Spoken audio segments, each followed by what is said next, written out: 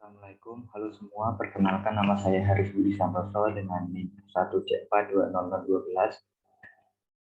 Di sini saya akan menjelaskan mengenai maintenance dan K3 di laboratorium.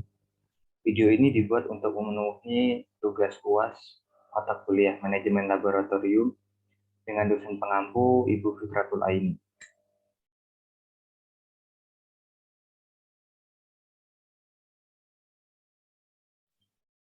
Maintenance alat laboratorium itu dapat didefinisikan sebagai pemeliharaan atau kegiatan yang dilakukan untuk meningkatkan, mempertahankan, dan mengembalikan peralatan dalam kondisi yang baik dan siap dipakai.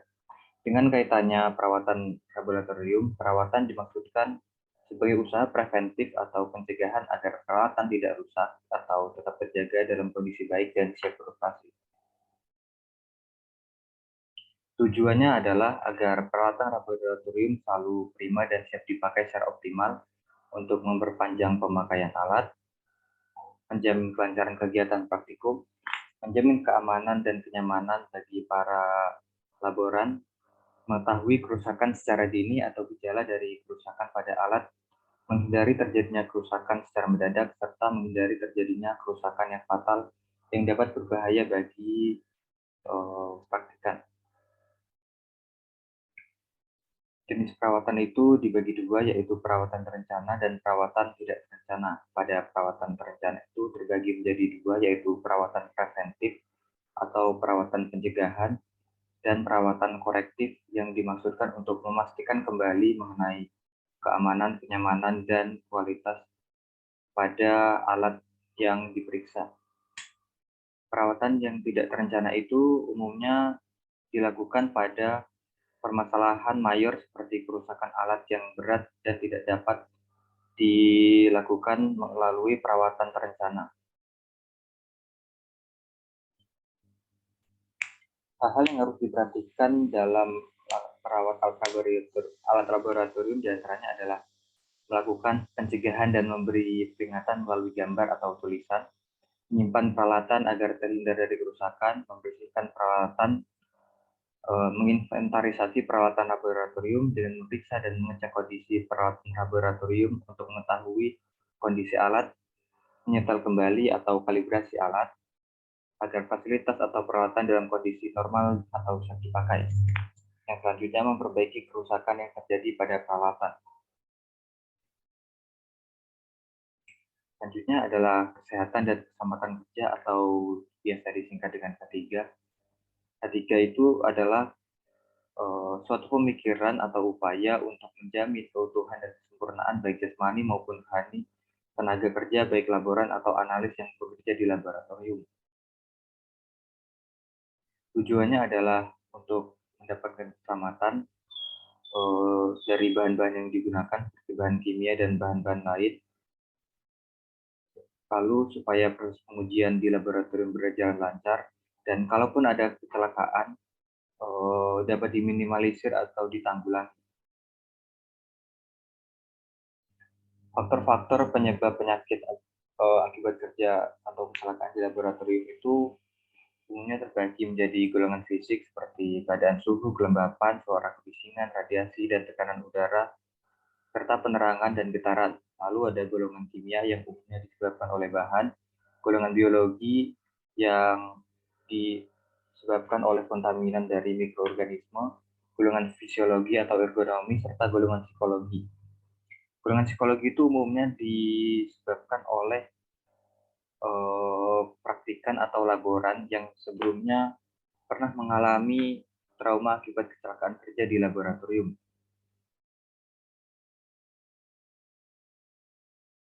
Di sini saya akan bahas mengenai pengaruh bahan kimia terhadap kesehatan.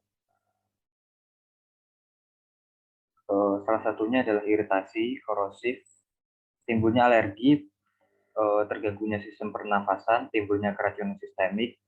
Pada beberapa bahan yang bersifat radioaktif itu dapat menyebabkan kanker, pneumokoniosis atau penimbunan debu dalam paru-paru.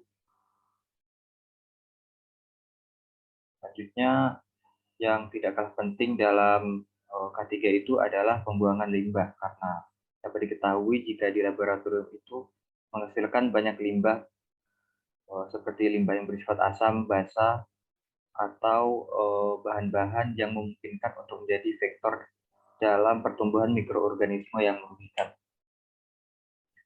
Saluran pembuangan limbah bahan kimia itu harus yang berbentuk cair harus dikonstruksi dengan baik sehingga proses pembuangan limbah cair tidak terhambat. Serta disediakan juga tempat penampungan supaya limbah yang dibuang tidak langsung dibuang ke tempat umum atau ke tempat yang dapat menyebabkan kerusakan lingkungan. Di laboratorium, kita juga disarankan untuk memakai jas lab, menggunakan sepatu yang dapat menutup atau melindungi kaki, mengenakan kacamata pelindung atau Google. Bila kita menggunakan bahan kimia berbahaya atau sesuatu yang dapat mengkontaminasi itu, harus menggunakan sarung tangan, lalu tidak menggunakan lensa kontak dan tidak mengenakan celana pendek atau baju dengan lengan pendek. Berikut contoh perilaku di laboratorium. Mungkin tiap laboratorium akan memiliki kelakuan yang berbeda. Ini salah satu contoh perlakuan di laboratorium yang sederhana, seperti menyimpan tas dan jaket atau benda-benda yang tidak digunakan di dalam loker, gunakan sarung tangan, meninggalkan lab dengan mencuci tangan sampai bersih, dilarang makan dan minum dan merokok di dalam lab. Selain dapat mengganggu kerja, makan dan minum di dalam lab itu dapat berbahaya karena makanan dan minuman yang dikonsumsi mungkin saja dapat terkontaminasi mikroorganisme atau bahan-bahan kimia yang berbahaya.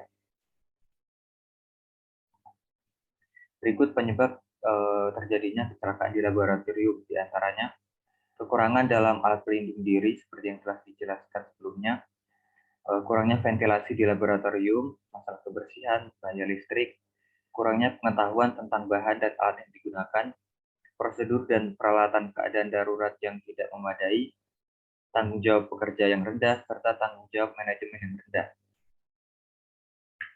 Metode pencegahan kecelakaan kerjanya yang metode pencegahan kecelakaan kerja pada dasarnya terbagi menjadi 4. Pertama itu peraturan. Pembuatan peraturan yang ketat itu dapat meminimalisir kecelakaan dan permasalahan kerja di laboratorium. Yang kedua itu standarisasi, baik standarisasi laboratorium ataupun sumber daya manusia yang bekerja di dalamnya. Ketiga itu pengawasan, dan keempat itu adalah latihan-latihan seperti latihan kecelakaan, latihan pada penanggulangan kecelakaan kerja serta latihan-latihan pada penanganan pertama jika terjadi kecelakaan. Sekian dari saya, kurang dan lebihnya saya minta maaf. Saya ucapkan terima kasih atas perhatiannya.